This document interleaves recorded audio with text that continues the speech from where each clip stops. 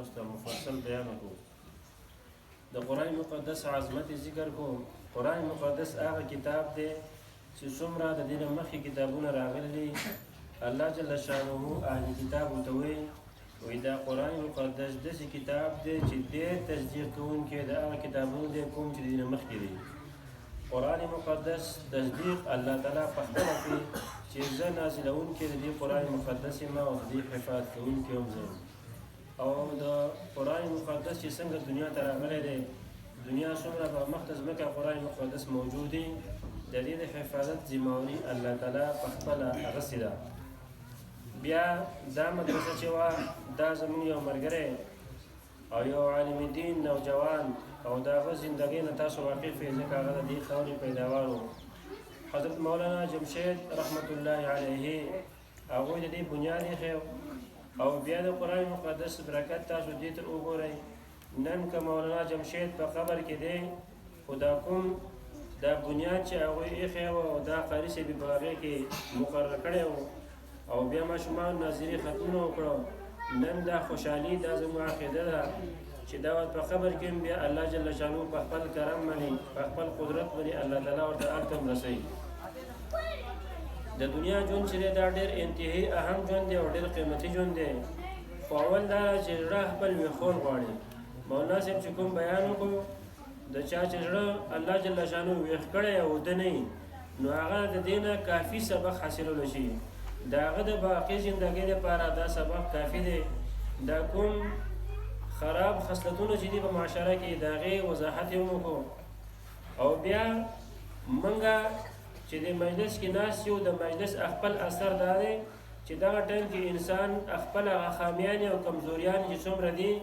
دا د ده مد نظر وي او دغه ټایم کې محسوسوي چې ما کې دا کمی دی دا کمی دی، خو د هغه د زړه د اودوالي په وجه باندې په دې مجلس کې غوړی د مجلس د وجې نه ویښ شي. خو چې کله دی دغه مجلس نه بهر ته وځي، دروازې نه بهر ته وځي، نو د عام معاشرې نه دی متاثره شي او دی بیا هغه زړه چې کومه بیداري راغلې وه او د ده په خپلو خرابو اعمالو باندې چې کوم ندامت راغلی و، هغه بیا بار نه په کوڅه کې د هغه حالت بل چاندې شي، د هغه کیفیت بل چاندې شي. دا څه وجه چې د دې انسان زړه دا و ده دنده، خو د هغه مجلس په برکت باندې د هغه زړه ویښ شو، نو دنده په هغه کې تازګي راغله او ده کې ندامت په دې کې راغی چې ما کې څومره کمی دی. خو چې کله بار ته ووته د هغه زړه بیا په غفلت باندې اوده شو، خبرې د ذهن نه ووتې، نو زړه ویښېږي په څه باندې د الله تعالی په یاد باندې. کله چې انسان سره د زړه کې د الله تعالی یادي او زړه د دې اغیارو د سوچونو نه د فکرونو نه محبت نه خالي کړی نه وي، په زړه باندې ودوالی زما د ماشوم هغه له ما دومره دا ټایم مصرف کړی دی او په مصروفه ټایم کې دی دېسي د خالي صاحب سره ناست دی الله کتاب کې زموږ د اخلاق او ناموس چې زه کله مطالعه مې کوله نو کوم خلاف سنت هیئت جوړولو، خپل شکل جوړول خلاف سنت، دا ما زما خپل نفس ډېر ملامته کو. خو چې کله ما کتاب کېښو او بیا به سهار یونیورسټۍ ته تلمه، نو ما هغه کوم دغه چې و ندامت چې د شپې و هغه په هغه ځای پاتې شو،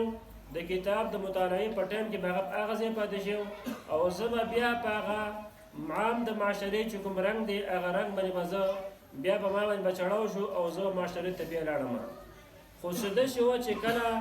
ما د صلحاو مجلس چې هغه ما اختیار کو او د صلحاو مجلس کې زه کېناستم په ځان مې لازم کو، نو ما کې اله تبدیلي ما کې راغله، یعنی ما باندې اله هغه رنګ چړاو شو، کوم رنګ او کوم نور چې هغه اسلامي او سنت طریقې والا دی هغه ما کې راغی. نو بیا زما هغه زندګي چې ما کله زه لیکچرر وم او زه ما په هغې باندې عمل نشو کولی، نو زه په هغې باندې بیا به نادم وم، همیشه به نادم وم. خو زه د الله جل شانه په دې کرم باندې ډېر خوشحاله وم چې ای زما محبوب الله د مرګ نه مخکې تا ماله توفیق راکړو، هغه سنت طریقې هغه کوم رنګ او د هغې چې کوم هیئت دی کوم انداز دی سب څه نه پسې درجه کې تا ماله توفیق راکړو. داسې نه چې ما ځان سم کړی نه او ما نه مر راغلی وی، نو بیا د سمېدو ما ته موقع نه وه، بیا د توبې ما ته موقع نه وه. بعضې آیاتونه د قرآن مقدس ډېر آیاتونه داسې دي چې هغې ته مفسرین وایي دا وایي د قصصو باره کې د قصص دي دا واقعات دي په هغې کې تېر شوي واقعاتو موږ لا یوازې د فرعون د هغه سخت او مشکل وخت چې هغه باندې کله راغی او ده چغه کړه خپل رب ته چې ما ایمان نه ور دی په هغه رب باندې چې په هغې باندې هارون علیه السلام موسی علیه السلام بنو اسرائیل په ایمان نه ور دی دغه ټایم کې فرعون یو ظالم ترین انسان په مخ د ځمکه تېروتی دی التي لم يخلق مثلها في البلاد دا یو خطرناک انسان تېروتی دی لیکن ده خپل هغه ضعف هله محسوس کو کله چې د الله جل شانه په قهر کې هغې په